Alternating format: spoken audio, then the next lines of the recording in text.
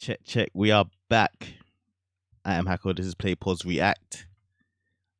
And we are back for another one. Today we're doing the Grammy listening party. Or Grammy Museum listening party. I don't know, but yeah, you know what we're doing. Before we get started, let me show you today's vinyl. We gonna rap with it. We gonna classic rap as well. We gonna Wu-Tang Clan. We gonna Enter 36 Chambers. Amazing classic rap album. If you don't know and you want to get into rap, I mean, rap is a bit of an aggressive one, but rap is aggressive anyway, in it. So whatever. That shit there is a classic rap album. That's like up there with like I suppose, I don't know, but I would put it top 20 album of all time. But enough said about that. Show you it one more time. Enough said about that though. Let's get into this. This is the Grammy listening party museum, whatever now. Yeah, that one. Ladies and gentlemen, do me a favor and help me welcome and show appreciation to Taylor Swift. Oh, hey guys.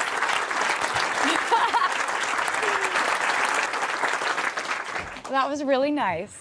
I'm so excited you guys are here. I'm honored that you'd want to be here to talk about how we made 1989. I feel like before we talk about how we made 1989, I should probably tell you all the things that led up to 1989 happening. I had been working with this demo producer named Nathan Chapman, who worked, he worked in it was actually a shack. Like, I'm not exaggerating. I loved the demos that we made together. And so when it came time to make my record, Scott was like, well, you know what? We're gonna put you with producers who have actually made albums before. And I was like, but this guy is so great. And he's like, but has he made an album before? I was like, technically no. But, you know, so I went in and I tried it with a lot of different people who are awesome, and it just wasn't that same magic that I got with my demo producer who worked in a shack. And so after a lot of begging and pleading, I got my label to agree to let Nathan Chapman produce my entire first album, and he has worked on every single album that I've done since, including 1989. So that turned out well. I got to make my next record, and I had a little bit more say. And so I got to use Nathan again without any conversations being had. And I made my second album, Fearless, which ended up being kind of the one that was the breakthrough album. Like, it was my first international #1 with Love Story. It was the first time I ever got to hold a Grammy in my hand and then drop it in the press room, which was really embarrassing for me. But that was the album that I felt was simple, to the point, and was it was like a really accurate snapshot of my life at that time. Like, it was just exactly what I was going through, and it was said very simply. It was sonically cohesive, and that's my favorite thing looking back on that album. After that, I had a lot of people who would say, oh, she's an 18-year-old girl, there's no way that she actually carried her weight in those writing sessions. And that was a really harsh criticism, I felt, because, you know, there was no way I could prove them wrong other than to write my entire next record solo. So that's what I did. There are two albums that I kind of think are like a little bit patchwork quilty sonically, and Speak Now was when we started getting into that. We were like, go, string section, whoa, like, but then we'd have banjo on the next track, and you're like, what's going on? But it was us just trying new things and stretching. It's funny because I get that, but also, yeah, you're just trying shit in it, so it's cool. The next record, Red, is actually a really relevant part of how I got to 1989. I was getting the ideas exactly the same way I always did, and then few months in, they started coming to me as pop melodies, and I could not fight it, and I just embraced it. I just wanted to see what it was like to work with Max Martin, because, you know, the idea of Max Martin, he's so enigmatic, he's so, like, mysterious. You're like, what does he look like? What does he talk like? What, does he wear a cloak? Like, and I just wanted to know. I was like, what is a Swedish pop mastermind? What does that look like? Does he know how to play guitar? Like, what is it? I called him and he came over to my house and I said, I love what you do. I want to combine it with what I do, and I'm a little scared, but I'm not really that scared because I think it could be great. I'm not gonna second guess this. This is just a gut feeling. I think it's gonna work. We went in, we did 3 songs, 2 of which were I Knew You Were Trouble and We Are Never Ever Getting Back Together. And that was as much as I was kind of allowed to work with Max on that project. I was also attached to being a country artist at that point. Just really, like, you build these relationships with radio and with the community, and it's sacred. We labeled Red a country album, and it came out, and it was universally agreed on that the songwriting was great, but it was also noted that it was a little bit multiple personality, which it was. And so leading up to how 1989 became 1989. I like the way she's introing this still. I like this and how she's going through each album. It's good insight into how she feels about everything. I like that. I feel aligned with what she's saying as well, which makes me feel quite good. Now, like, I've listened to each of those albums and I understand everything she's saying about each one of those. I got nominated for Album of the Year with Red. Going up to it, everybody comes up to you and they're like, oh, you got this, you're gonna win, you're gonna win. And I wish they wouldn't do that because you don't know if you're gonna win. And someone else could very well win, and someone else very well did. When they announced the Album of the Year winner, it was like, and the Album of the Year goes to Random Access Memories, Daft Punk. And they really dragged out the red. And I was like, for a second there, I kind of thought we had it, and we didn't. I remember not going to after parties. I went home, and I cried a little bit, and I got In-N-Out Burger and ate a lot. What was that Daft Punk album? Because if it's the one I'm thinking of, then I'm not gonna lie, that album was quality. With the cover, yeah, this album is quality. Yeah, I might need this as a vinyl myself. Not gonna lie. And I just was thinking a lot before bed about what I had made so far for the next album that was to become 1989, but I didn't know that then. We don't make music so we can win a lot of awards, but you have to take your cues from somewhere if you're going to continue to evolve. You have a few options when you don't win an award. You can decide oh, they're wrong. They all voted wrong. Second, you can be like, I'm going to go up on the stage and take the mic from whoever did win it.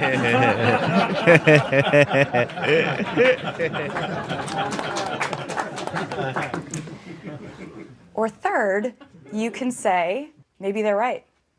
Maybe I did not make the record of my career. Maybe I need to fix the problem, which was that I have not been making sonically cohesive albums.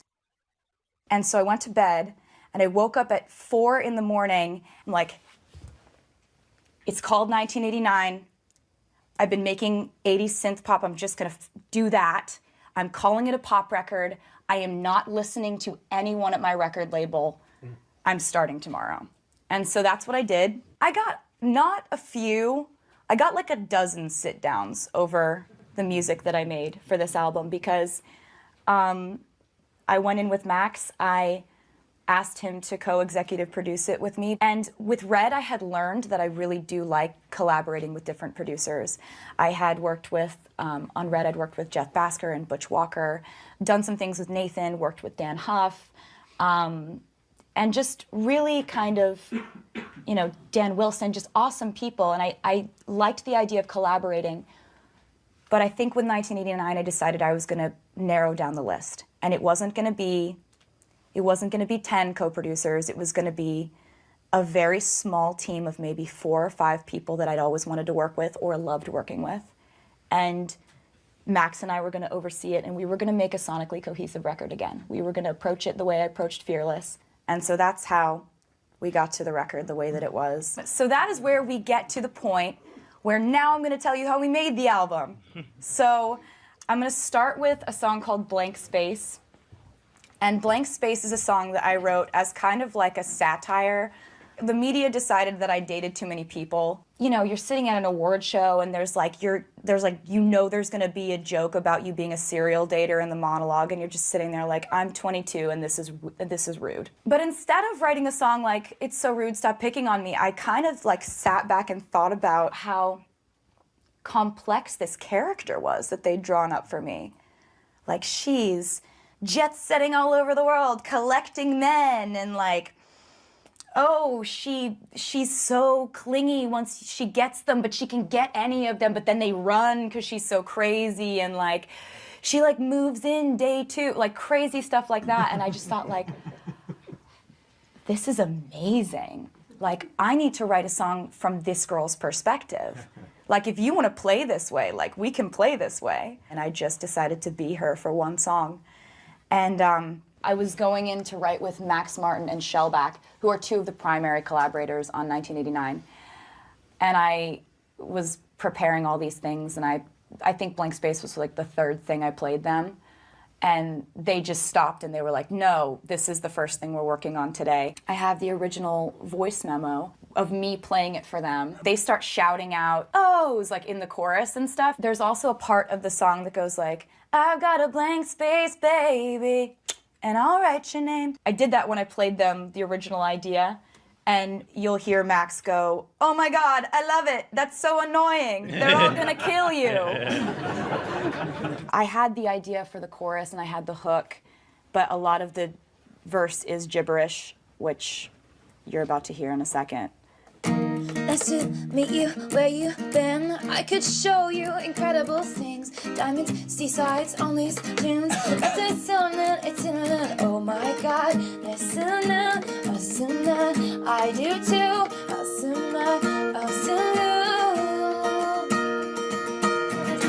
gonna be forever. We're gonna go, yeah.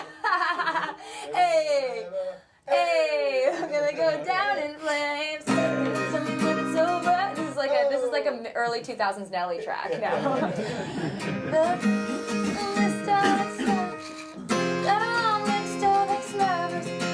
Tell you I'm insane, but I've got a blank space, baby. I'll write your name. What is this, baby? I'll write your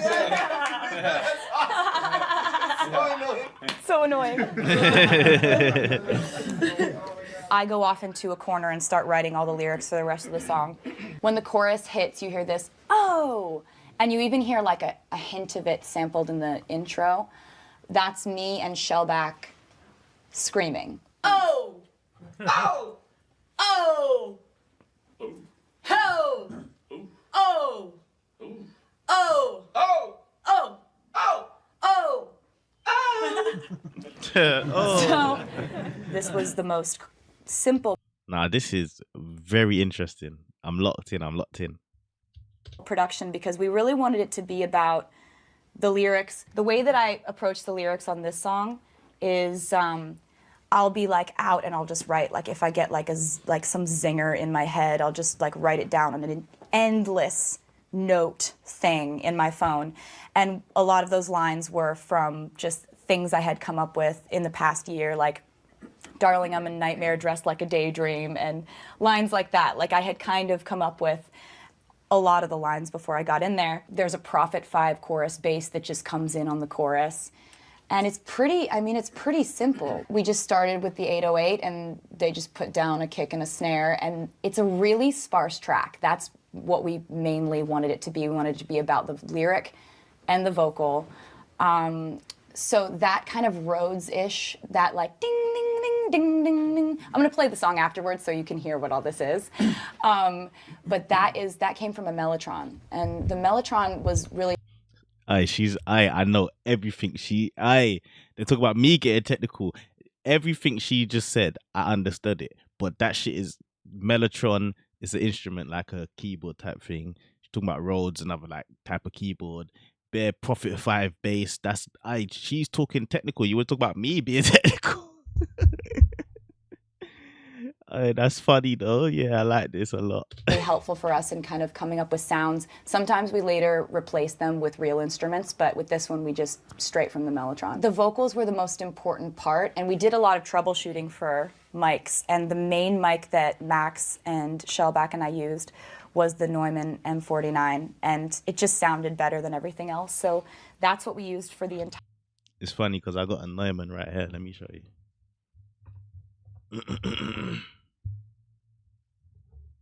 This is we can get technical now because we're talking about production and stuff.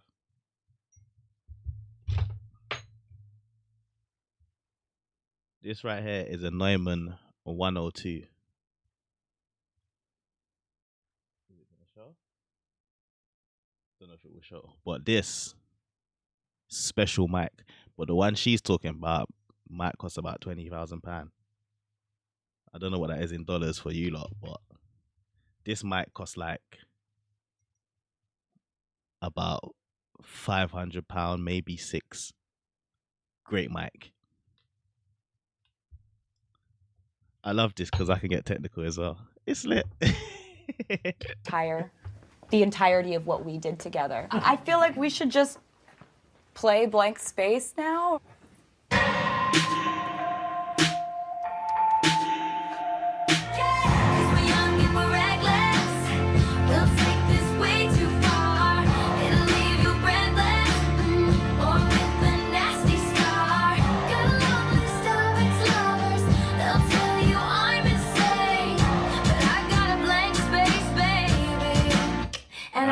Your name. That's so annoying.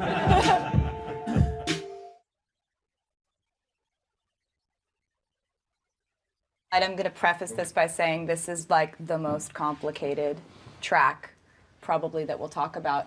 The reason being that this was done a completely different way than I usually write. I'm not used to writing to track. Like, I know it's done in pop music all the time, but I've never written that way. The song I'm about to play you is called Out of the Woods. That's interesting. And this is a track that Jack Antonoff sent to me, and I was actually on a plane.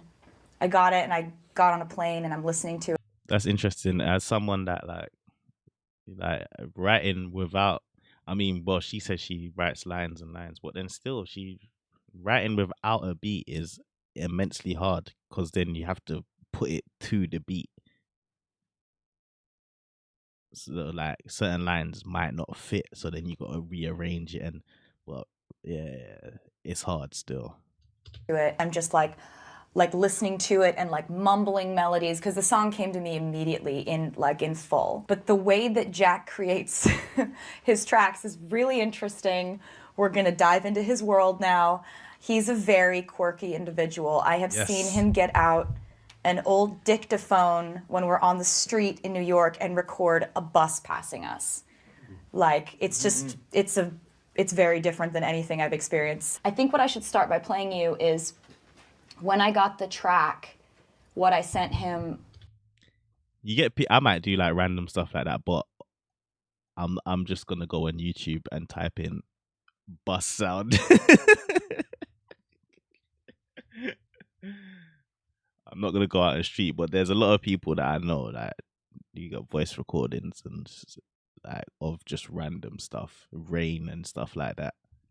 About an hour later, and it is me singing what came to me, which ended up being the finished version of the song, or at least really close to it.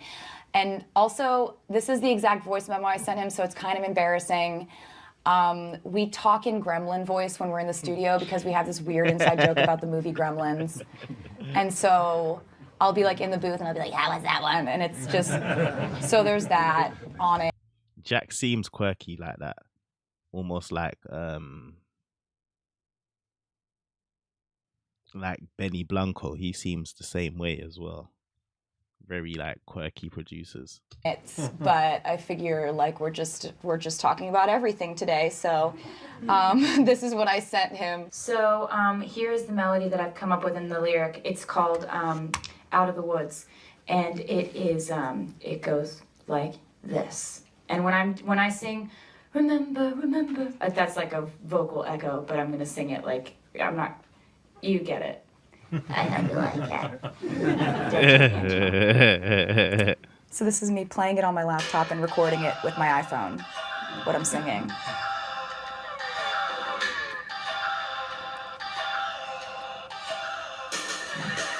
Looking at it now, it all seems so simple. You were lying on your couch. Jack really sent a full track, you know. That don't sound like nothing's changed from the main version. He sent the full beat already done. Yeah. I remember. Gotta do the echoes. You took a Polaroid of us, then discovered the rest of the world was black and white. But we were in screaming color. And I remember thinking, are we out of the woods yet? Are we out of the woods yet? Are we out of the woods yet? Are we out of the woods? Are we in the clear yet? Are we in the clear yet? Are we in the clear yet? In the clear yet? Good. Are we out of the woods yet? Are we out of the woods yet? Are we out of the woods yet? Are we out of the woods? Are we in the clear yet? Are we in the clear yet? Are we in the clear yet? Are we in the good? I hope you like it. So the main snare is a combo of white noise that he got through blowing out the EMI board, clapping his hands, and no joke, dropping his gear bag. He mic'd that up on the floor. So that's Jack. The song itself, what I wrote about this, you know, That's hearing this crazy. track, it just kind of conjured up all these like feelings of anxiety that I had had in a relationship. Also, before I forget, I was gonna say, I really like that she takes pride in writing her own stuff, because that's very rare in the pop world, almost non-existent in the pop world, to be fair.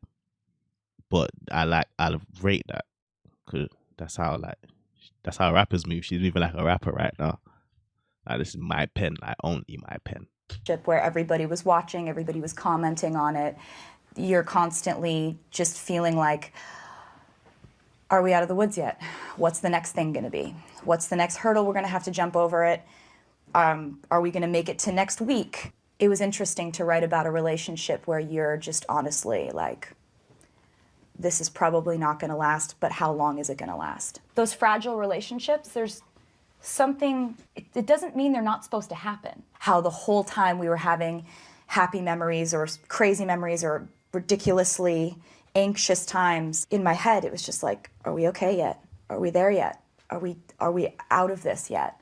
And so that is what I wrote the song about, and now I'll play it for you.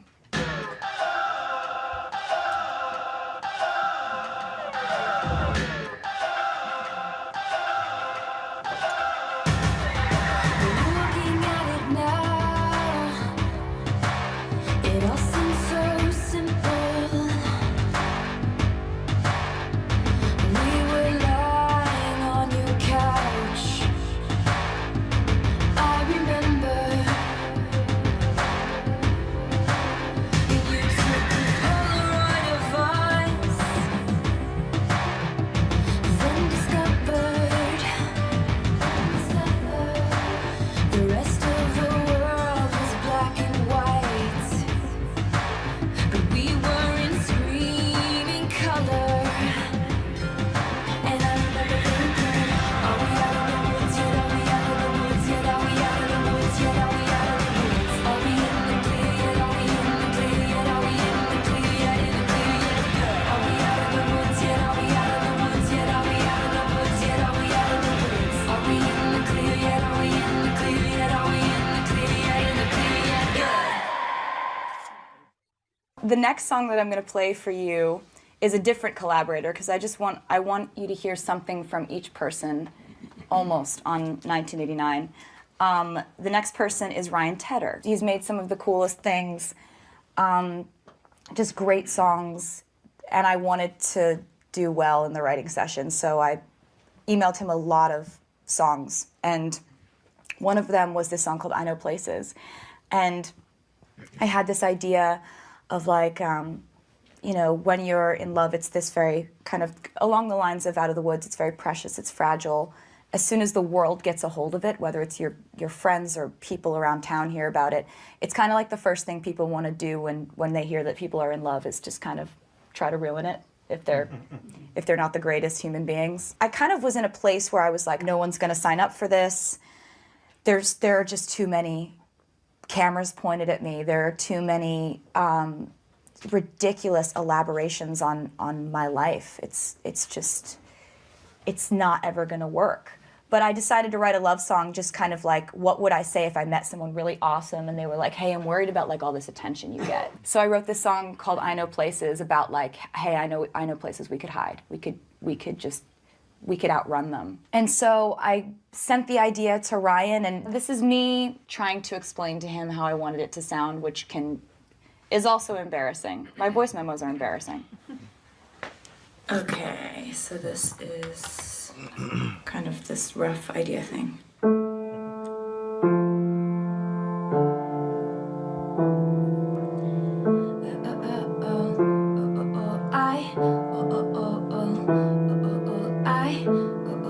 Oh, I like this song, innit? I remember the eyes.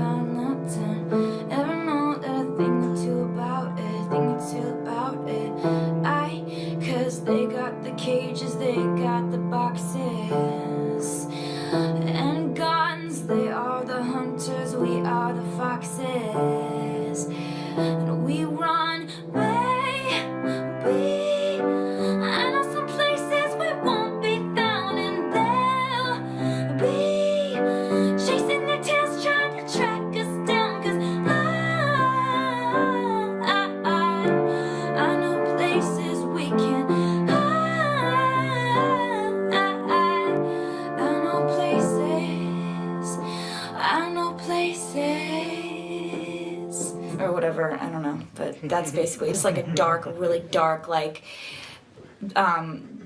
lyric, like bridge thing, and it's about like everybody's like trying to get in and like ruin a love or whatever, and it's like you just whatever, you know. And then the chorus would just go to that major and just like be like chorus. So I hope you like. It wouldn't be a piano thing. It'd be like like very like beat. Now I'm just making weird sounds. Hope you like it. So that was when we ended up writing. And so I got to the studio and he was already... This is a good video. Already kind of working on the track a little bit, which was exciting. What we ended up with was I kind of was just like, we need to just kind of make it sound a little bit like a spy movie in a weird way in the verses. Like I wanted the choruses to just soar. I wanted the choruses to be a chorus, but in the verses I wanted to play around with different rhythms, and we ended up in a really good place with that. I sang a lot of the background vocals, but so did Ryan, because Ryan has a really good voice. He did them on his tour bus because he was on tour, so he was in this double-decker tour bus in Switzerland. He used a Sony mic and an Apogee Apollo on his laptop, and the synth was a Juno 106. We also did a song called Welcome to New York on 1989 together, and it was the same synth he used for that. It ended up being something I'm so proud of, and I'm so happy that it sounds like the urgency that it sings about. And I will go ahead and play it for you now.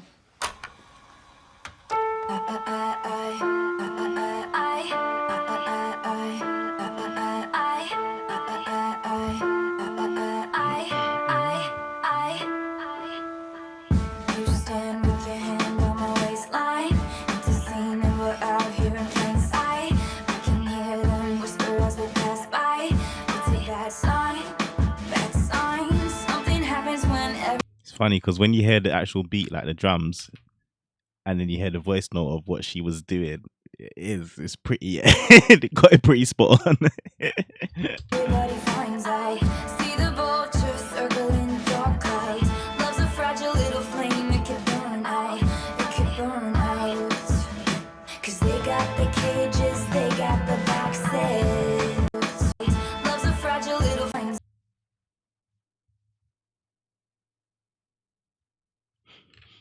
I was thinking, I wonder who all of these people are in this room.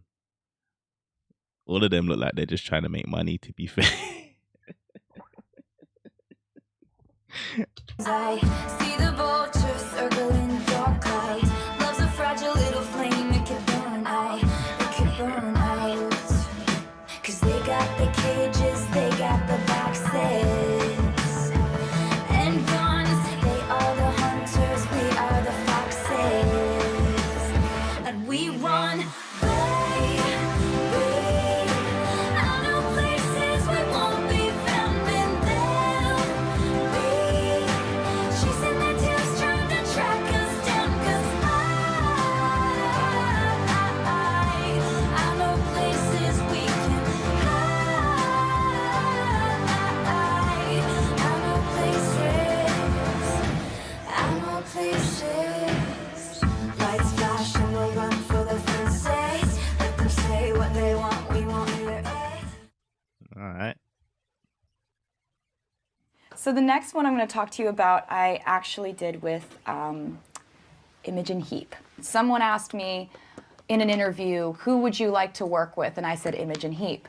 I get an email to my management sent, like, Imogen just saw that Taylor said in an interview that she'd like to work together. She said, why don't you come out to my studio? It's actually where I live too. So I go all the way out to her house. Before that, I had gotten an idea that I thought would be perfect for us to write. And it was this idea when you get your heart broken or you lose someone from your life, or when you're trying to recover from a breakup, it's almost like the same kind of struggle that someone goes through trying to beat addiction. It's not one habit you're breaking. It's every single minute of the day you're breaking a habit, and it's exhausting. I had this metaphor in my head about like being in this house and there's been a drought, but you feel like there's a storm coming, and so instead of trying to block out the storm, you like punch a hole in the roof and just let all the rain come in, and when you wake up in the morning, it's washed away everything that used to hurt you, and then you're clean. I'll play you this thing that I sent her, and then I'll tell you exactly how we created the track. And I hold my head, and I hold my head as I lost the war, and the sky turned black like a perfect sky.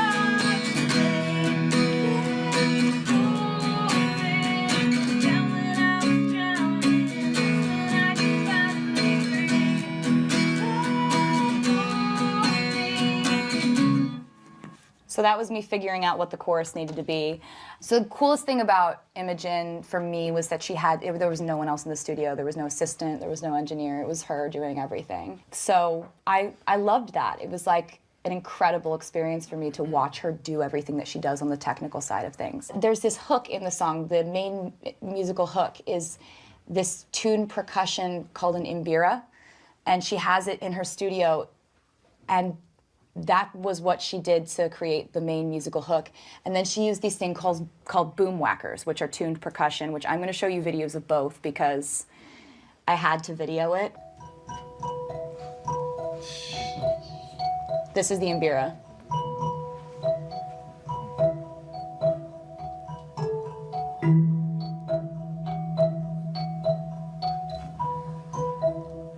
That's me. So this is another like important percussion sound.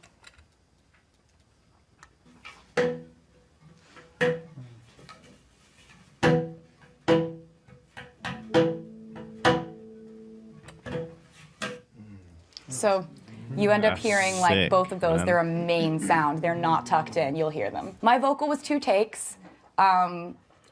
She was just like, we're fine. Well, she was actually like, we're fine, it's fine. 'Cause she's British. I was just like, please sing on it, please sing on it, please sing on it. So she did all these Imogen Heap background vocals, which were just, I thought that she did some kind of effect to her voice to make it sound like that. And she doesn't. It just sounds like that when she sings out of her mouth. Which was wild. Oh my God. I was trying so hard to remain some kind of level of like unaffected in the way that like British people feel comfortable around. So I was like, take your hands off your face, take them off your face, take them off your face, put them away, holster that. And the full thing was 9 hours, and then she sent me the mix the next day, and it was done. I guess I'll just go ahead and play it for you now.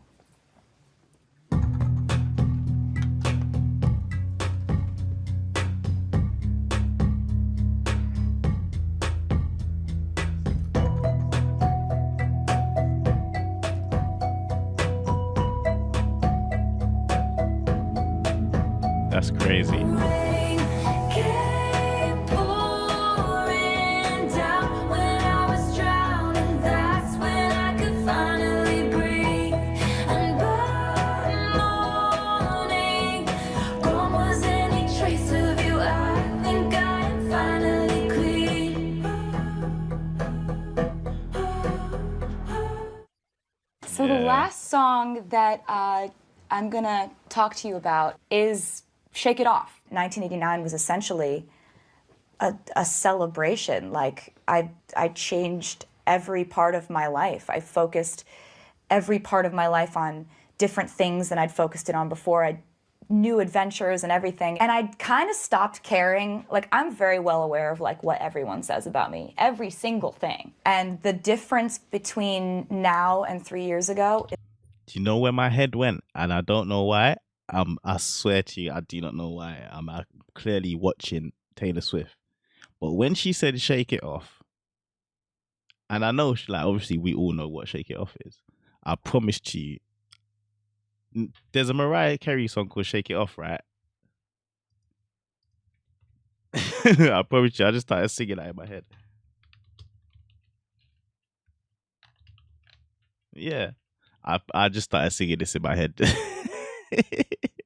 But then I was like, hold on, that's not the right song. Is I honestly don't care anymore. It's just like,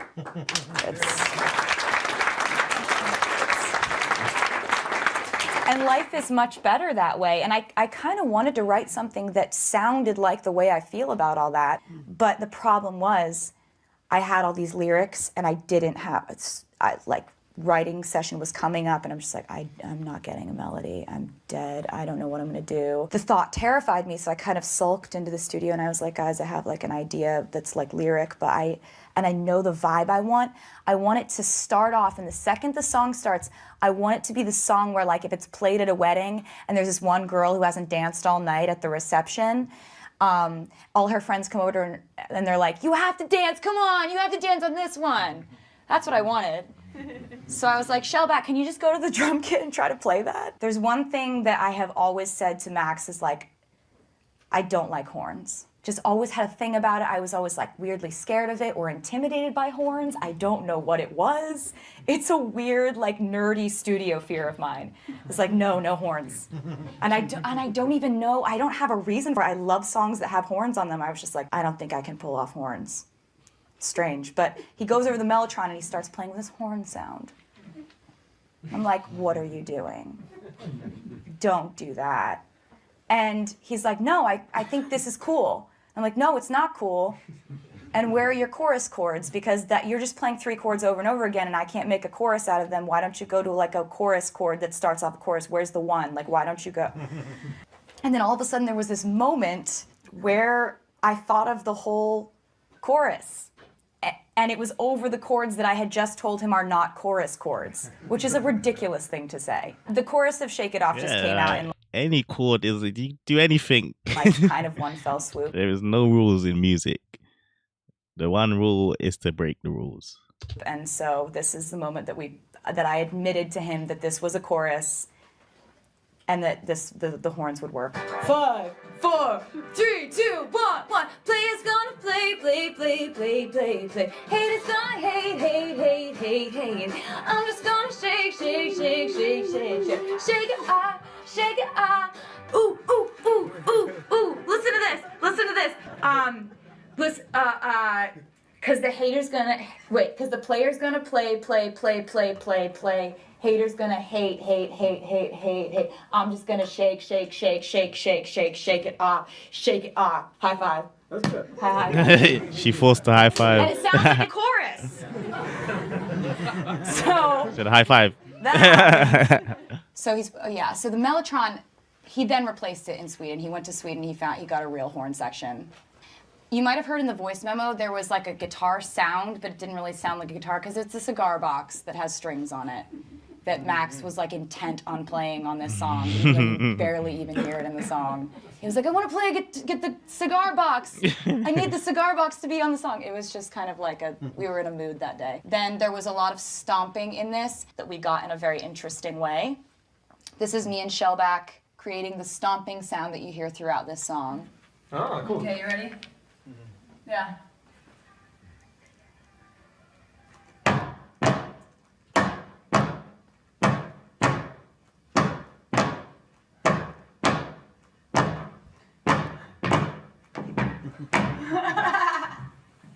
I'm like, hey! Real professionals.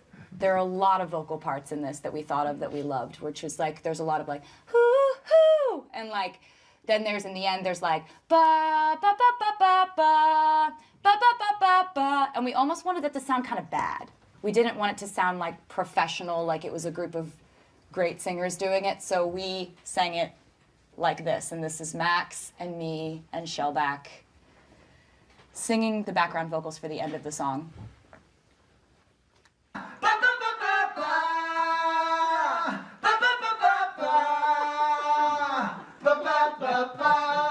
That's what Max Martin looks like. Yeah. So that's the end of the song. We're gonna play Shake It Off, and then I'm gonna just come and say hi to you guys, if that's cool. But I keep cruising, can't stop, won't stop moving. It's like I got this music in my mind saying it's gonna be alright. 'Cause the player's gonna play, and the haters gonna hate, baby. I'm just gonna shake. Shake it off, shake it off. The heartbreaker's gonna break, and the biggest gonna fake, baby. I'm just gonna shake. Shake it off, shake it off, shake it off, shake it off. You got to shake it off, shake it off, shake it off.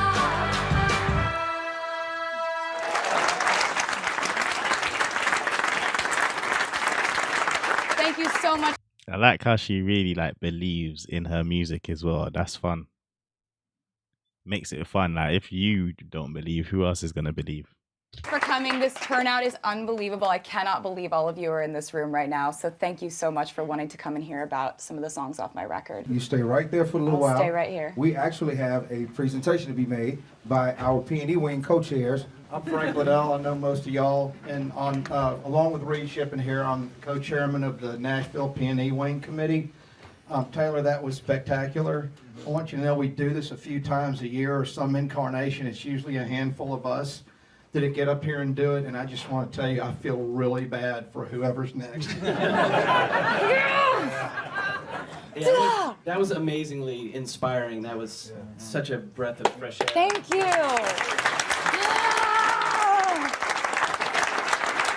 I'm going back to the studio and muting 3/4 of the shit on the track. All right, I have cards because I get really nervous talking next to Frank. And so everybody here tonight has dedicated their career to helping artists achieve musical vision and, you know, be the best that they can be. And in this room, we've got some of the best producers and engineers in this town. And that's saying a lot because this town is full of incredible talent. And you might not know this, but in order to be accepted into the P&E wing, you have to accumulate a certain amount of credits as either a producer or an engineer.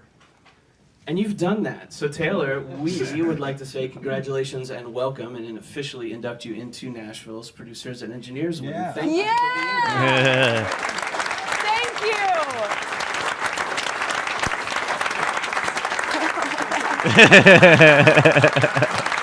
You should have told me that before. I wouldn't have been so nervous.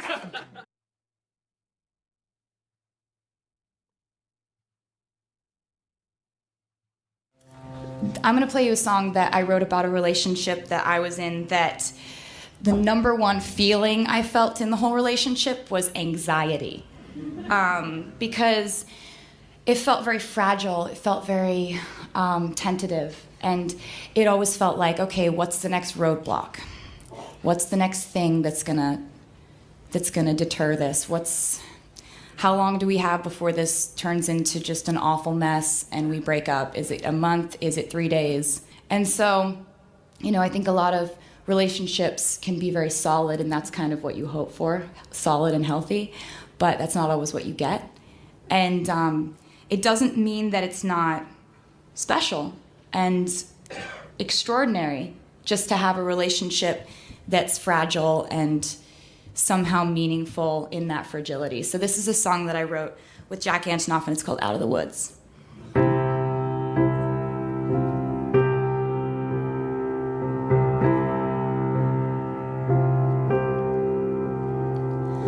Looking at it now,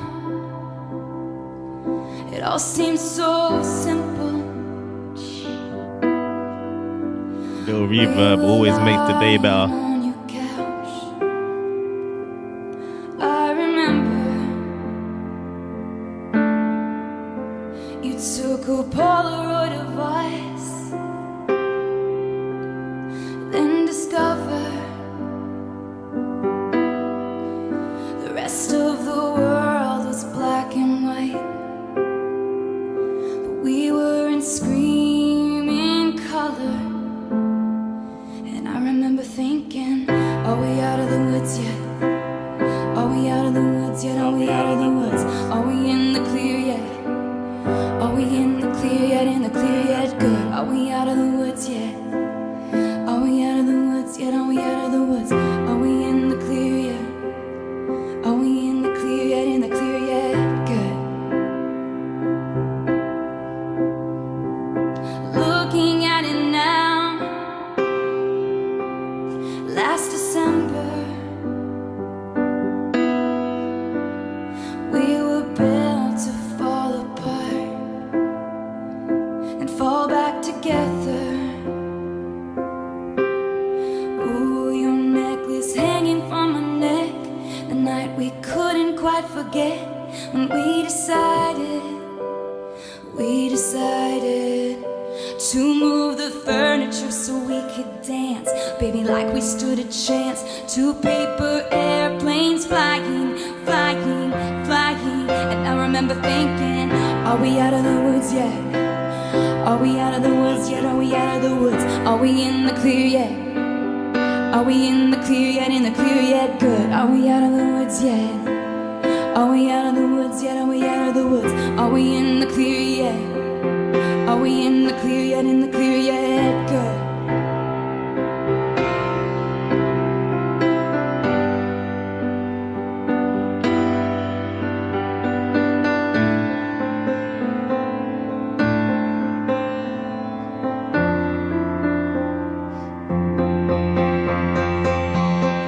Remember when you hit the brakes too soon? 20 stitches in a hospital room. When you started crying, baby, I did too. When the sun came up, I was looking at you.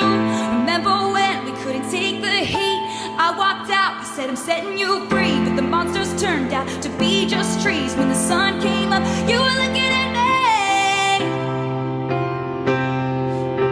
You were looking at me. Oh, you were looking at me. I remember. Are we out of the woods yet? Are we out of the woods yet? Are we out of the woods? Are we in the clear yet? Are we in the clear yet? In the clear yet? Good. Are we out of the woods yet? Are we out of the woods yet? Are we out of the woods? Are we in the clear yet? Are we in the clear yet? In the clear yet? Good. Are we out of the woods yet? Are we out of the woods yet? Are we out of the woods? Are we in the clear yet? In the clear yet? In the clear yet? Good. Are we out of the woods yet? Are we out of the woods yet? Are we out of the woods? Are we in the clear yet? Are we in the clear yet? In the clear yet? Good. She actually killed that, and that. No, let me not talk too soon. I remember Nah, to be fair, I like that better than the original. She's killing this shit. I can't lie to you. I remember.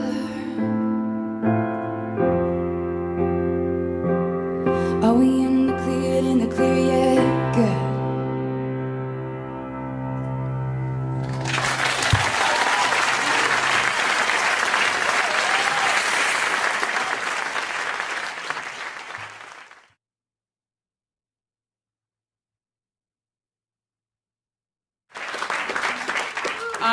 So I wanted to start with a song that I wrote actually as kind of a response to, in the last couple of years, the media have had a really wonderful fixation on kind of painting me as like the psycho serial dater girl. It's been awesome. I've loved it. And they're like, you know, it got pretty out of control there for a couple of years because it would be like every article was like, Taylor Swift standing near some guy. Watch out, guy. And, you know, every single article was kind of like, had these descriptions of my personality that were very different from the actual personality. And my first reaction was to be like, man, that's a bummer. This isn't fun for me. But then my second reaction ended up being like, hey, that's actually kind of a really interesting character they're writing about. Like, she jet sets around the world collecting men, and she can get any of them, but she's so clingy that they leave, and she cries, and then she gets another one in her web, and she traps them and locks them in her mansion, and then she's crying in her marble bathtub surrounded by pearls. So I was like, I can use this. This is called Blank Space.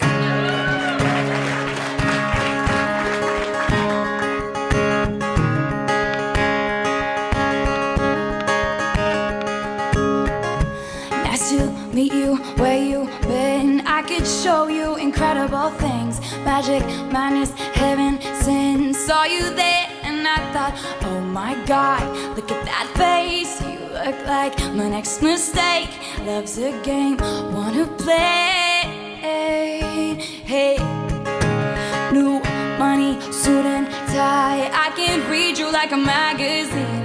Ain't it funny? Rumors fly, and I know you heard about me. So hey, let's be friends. I'm dying to see how this one ends. Grab your passport and my hand. I can make the bad guys good for a weekend.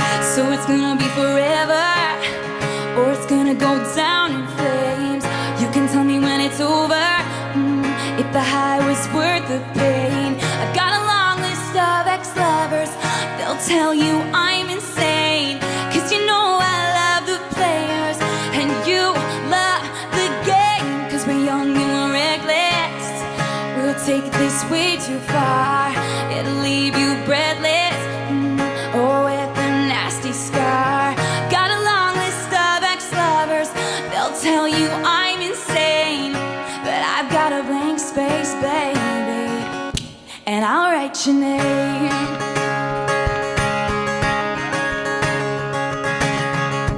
Cherry lips, crystal skies. I could show you incredible things. Stolen kisses, pretty lies. You're the king, baby, I'm your queen. Find out what you want. I feel like the guitar is like the hardest instrument to learn. Maybe not the hardest, but one of the hardest. It's just so like this. It's this part here, up here. Like hair's cool, but it's when you gotta do this up here. Be that girl for a month. Wait, the worst And then doing it and singing must be crazy. is yet to come. Oh no. Screaming, crying, perfect storms. I can make all the tables turn. Rose garden filled with thorns. Keep you second guessing like, oh my God, who is she? I get drunk on jealousy, but you'll come back each time you leave. 'Cause darling, I'm a nightmare dressed like a daydream. So it's gonna be forever, or it's gonna go down in flames. You can tell me when it's over, if the high was worth the pain. Got they'll tell you I'm insane. Cause you know I love the players and you love the game. Cause we're young and reckless, we'll take this way too far. It'll leave you breathless, or with a nasty scar. Got a long list of ex-lovers, they'll tell you I'm insane. But I've got a blank space, baby, and I'll write your name. She does that shit loud, innit? Boys only want love if it's torture. Don't say I didn't warn ya. Boys only want love if it's torture. Don't say I didn't warn ya. So it's gonna be forever, or it's gonna go down in flames. You can tell me when it's over, if the high was worth the pain. Got a long list of ex-lovers, they'll tell you I'm insane. Cause you know I love the players and you love the game. Cause we're young and reckless, we'll take this way too far. It'll leave you breathless, or with a nasty scar. Got a long list of ex-lovers, they'll tell you I'm insane. But I've got a blank space, baby, and I'll write your name.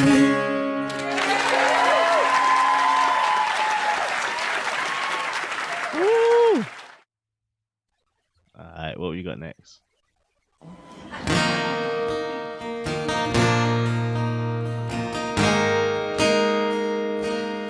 This is how you get the girl.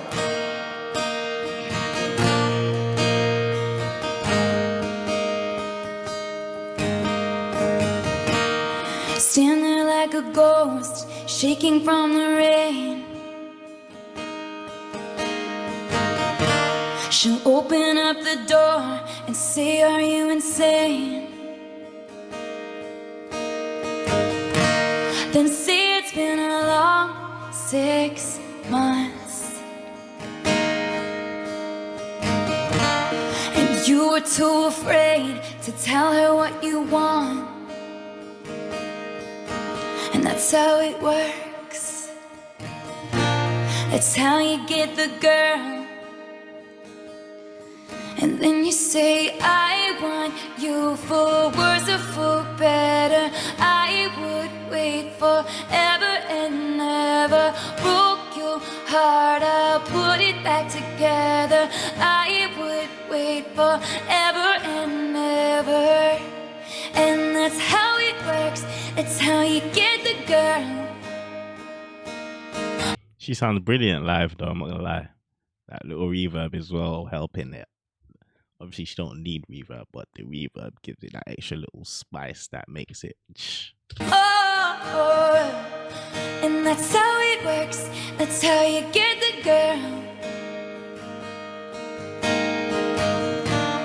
Remind her how it used to be. Pictures in frames of kisses on cheeks. Tell her how you must have lost your mind when you left her all alone and never told her why. That's how it works. That's how you lost the girl. So now you say, I want you for worse or for better. I would wait forever and ever. Broke your heart, I'll put it back together. I would wait forever and ever. And that's how it works. That's how you get the girl. Oh, and that's how it works. It's how you get the girl. Yeah, you know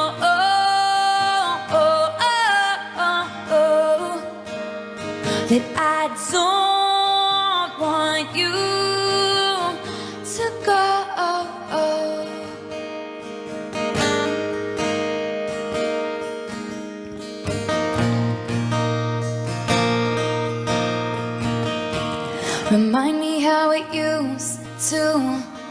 me. Pictures in frames of kisses on cheeks. You say you want me because I want you for worse or for better. I would wait forever and never. Broke your heart, I'll put it back together. I would wait forever and never. And that's how it works, that's how you get the girl. And that's how it works, that's how you get the girl. That's how it works, it's how you get the girl. And that's how it works, that's how you get the girl. That's how it works, that's how you got the girl.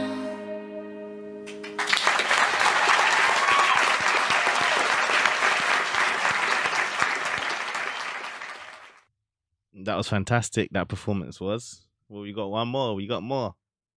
How long we got left? This is called Wildest Dreams. Okay, so we got one more.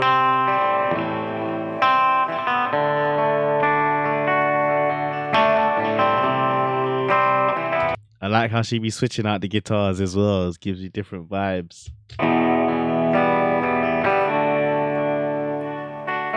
He said, let's get out of this town, drive out of the city, away from the crowds. I thought heaven can't help me now, nothing lasts forever. But this is gonna take me down. He's so tall, handsome as hell. He's so bad, but he does it so well. I can see the end as it begins. My one condition is, say you'll remember me, standing in a nice dress, staring at the sunset, babe. Red lips and rosy cheeks. Say you'll see me again, even if it's just in your wildest dreams. Wildest dreams.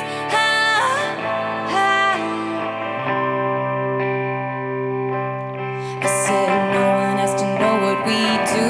His hands are in my hair, his clothes are in the room, and his voice is a familiar sound. Nothing lasts forever, but this is getting good now. He's so tall, handsome as hell. He's so bad, but he does it so well. And when we've had our very last kiss, and my last request is, say you'll remember me, standing in a nice dress, staring at the sunset, babe. Red lips and rosy cheeks. Say you'll see me again, even if it's just in your wildest dreams. Wildest dreams. You see me in hindsight, tangled up with you all night, burning it down. Someday when you leave me, I bet these memories follow you around. You see me in hindsight, tangled up with you all night, burning it down. Someday when you leave me, I bet these memories follow you around. Say you'll remember me, standing in a nice dress, staring at the sunset, babe. Red lips and rosy cheeks. Say you'll see me again, even if it's just pretend. Say you'll remember me, standing in a nice dress, staring at the sunset, babe. Red lips and rosy cheeks. Say you'll see me again, even if it's just in your wildest dreams. Wildest dreams.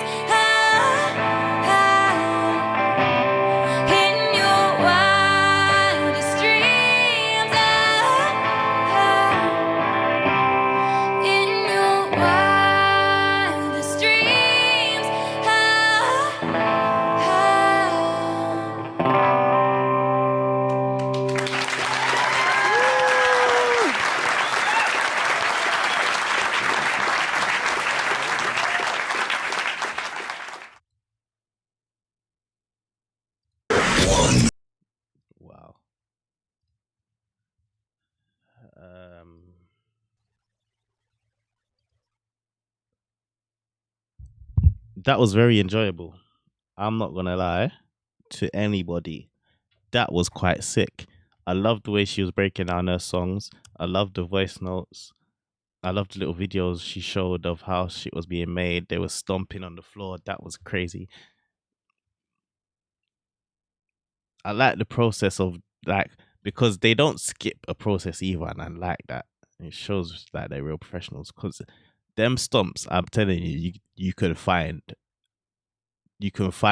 like a sound pack that has stomps in it, and you could just put those in. But they chose to do it themselves. Like, yeah, we're gonna do that yourself. There's no skipping of the process. I like that. And that just comes from actually being real musicians and working with real musicians. You can tell everybody she works with is like proper, like a musician. But I suppose game recognized game, if you want to call it that, innit? They recognize she's a real musician, she recognizes them, so they just work together and make magic. But yeah, no, the breaking down of all of the actual album, or not all of it, but the songs was sick. I need to see. Does she have more of these for other albums? I've seen the Long Pond already. I've seen that, but this was sick. Also,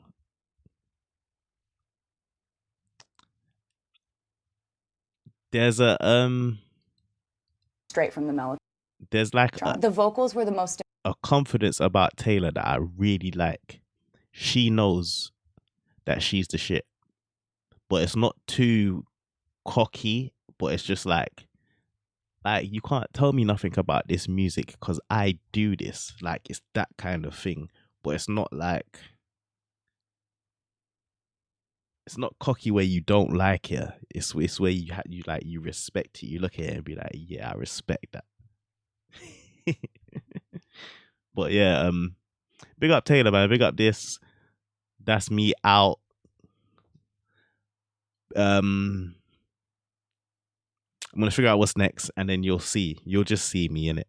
We are we're like a week out. I know we're a week out. I know. So you know what I'm talking about. You'll see me next week with that one. Very I'm trying to do that one ASAP. As soon as it drops, I'm trying to get that done. So yeah, you'll see me. But that being said, big up, love to everybody on the Patreon, love to everybody on YouTube. Peace.